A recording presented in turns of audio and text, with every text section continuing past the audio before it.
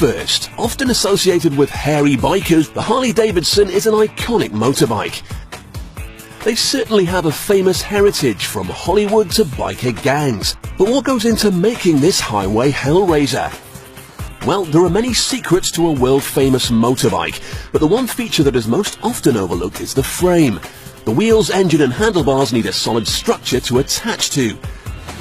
These steel tubes are perfect, lightweight but strong.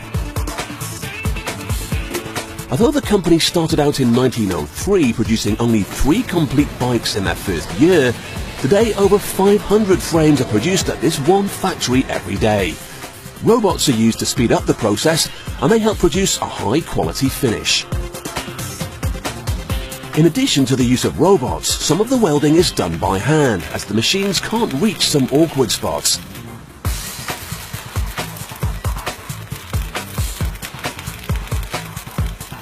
The completed subframe is heavy, so a crane is used to remove it from the workbench once it's done. The classic look often includes mud guards, and these are made using sheet steel.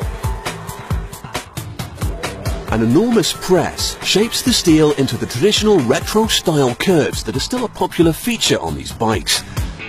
After the first press has molded the mudguard into its signature shape, another one cuts away the excess metal. The grinder removes the rough edges, and it's ready to go. Another part of the bike pressed from sheet steel is the petrol tank. The tank is made of 3 different parts. 2 halves separated with a middle block so that it can sit over the subframe that has just been built. A laser cutter slices the tank shape in half. This gives it a perfect edge for when it gets re-welded later. Because they'll be filled with petrol, the tanks must be built carefully. Some bike manufacturers hire other companies to do it for them, but at Harley Davidson, they produce their tanks themselves.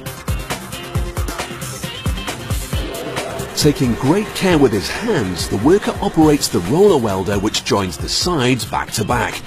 They now have a space in the middle to take the third part which fits neatly between the 2 halves.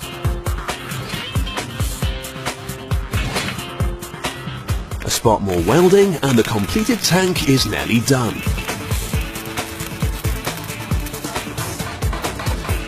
However, it's not just the build quality that's important.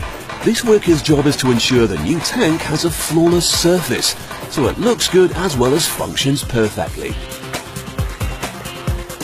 Next, an engineer will take the finished tank, seal it and immerse it in this bath of water. If he sees a single bubble rise to the surface, the tank will be rejected. However, if it passes inspection, it can be sent on to the paint room. First, the different parts all have to be washed. The paint will only adhere to the metal if the surfaces are spotlessly clean. A variety of colour schemes are used. The workers will also tape up different parts. This means several colours can be used to paint one element, giving them a traditional 2-tone effect.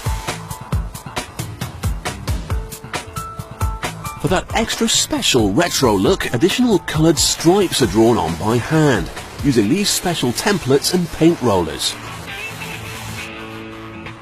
And finally, the badge of honour. Using a laser sight, the worker can line up the stickers so they are in exactly the right place every time. Gleaming V-twin engines now arrive at the factory. Their throaty roar is an important part of the motorbike's appeal. The bikes can now be built. The subframe is first, and the engine is neatly fitted into place. Next comes the petrol tank, wrapped in cellophane to protect its custom paint job. The shaped mudguards or fenders are added on, but there's one major component still missing. Ah yes, the wheels. Modern motorbike wheels are made of a solid lightweight alloy, but despite being a fiddle to clean, old-fashioned wire rims are still popular on some Harleys. When the chrome is in this brand new sparkling condition, you can see why. Keeping with tradition, the rims are fitted with white wall tyres and slotted into place.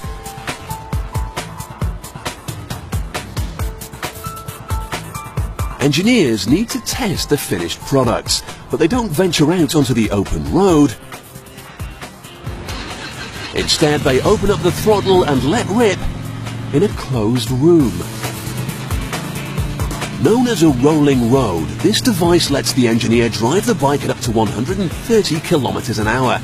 Let's hope the rollers keep turning or he'll be leaving the room very quickly. The suspension is also very important.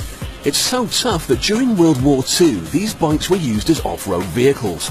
More than 80,000 of them were used as courier bikes during the conflict. Once complete, the bikes are shipped out to dealers all over the world. Immortalized in movies like The Terminator and Easy Rider, the Harley is still king of the road.